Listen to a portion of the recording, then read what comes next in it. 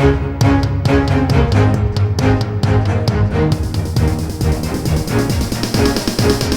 Friday, March 4th, 2022, and this is the Washington Times front page. Thanks for joining us. I'm George Gerbo. Russian and Ukrainian officials have tentatively agreed to create humanitarian corridors to evacuate citizens from combat zones, but failed to reach any ceasefire. Guy Taylor, Mike Glenn, and Tom Howell have the latest updates from the war in Ukraine. Russian President Vladimir Putin said in a speech that the week-old invasion was proceeding according to schedule, despite signs that Russia's ground advance on Kyiv has apparently stalled. A huge armored column was at a standstill outside the capital, and Ukrainian forces were putting up an unexpectedly tough fight against a larger and better armed Russian army. The Russians have launched hundreds of missiles and artillery attacks indiscriminately on cities across Ukraine, including on hospitals, residential buildings, and a nuclear facility. Fears of the worst at the nuclear facility were quelled after fires were put out and no spike in radiation levels were detected. Ukrainian officials confirmed the southern city of Kherson had fallen, making the Black Sea port of 280,000 the first major city fully seized by Russian forces. So what's the point of these unnecessary attacks, and what does Putin actually want?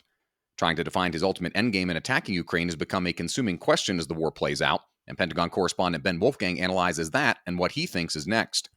It's become clear that the Kremlin's immediate goal is to drive Ukrainian President Volodymyr Zelensky from power and install in his place a friendly regime. Such a government would immediately sever Ukraine's growing ties with the West, end its quest to join NATO, and provide a major shot in the arm for Putin's larger ambition to rebuild Russian influence across Eastern Europe. Russia may be able to take control, but Ben believes maintaining it would require a massive long-term military presence and Soviet-style repression. Nearby in Poland, in many ways it seems almost unimaginable that a war is raging just a train ride away in neighboring Ukraine. But locals tell our Joseph Clark that there are subtle clues of the dangerous precipice where Europe now stands. Close to 5,000 U.S. troops, most from the Army's 82nd Airborne Division, have arrived in Poland in recent weeks to assist with humanitarian efforts and bolster NATO's presence.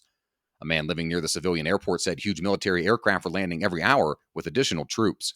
Residents closer to the Ukrainian border say the buzz of military helicopters and the drone of military planes overhead wake them up at night. Poland has also taken the bulk of what the United Nations says are more than 1 million people that are fleeing the war. A reminder that you can find all these stories at WashingtonTimes.com/front page. If you don't have access to the Times yet, you can visit WashingtonTimes.com/George for a special subscription offer. And a reminder that the front page will be off next week, March 7th through March 11th, and will return on Monday, March 14th. The House and Senate have recessed for the weekend despite bipartisan calls for immediate congressional action on an emergency aid package for Ukraine. The White House is asking for $10 billion as the amount of aid it hopes to send. Harris Alec and Mika Selner report congressional leadership will wait until at least next week to pass the package. House Speaker Nancy Pelosi said that timeline was necessary because the funding will be included in a year-long budget deal that needs to pass by March 11th.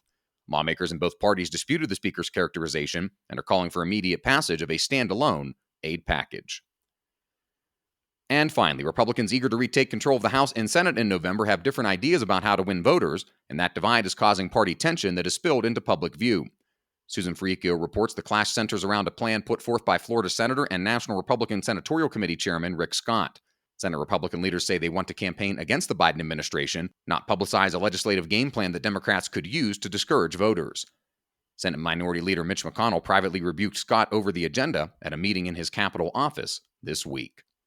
Find all today's front page stories at WashingtonTimes.com/front page or on the Washington Times app, and find us on any major podcast platform. Just search Washington Times in your favorite podcast app.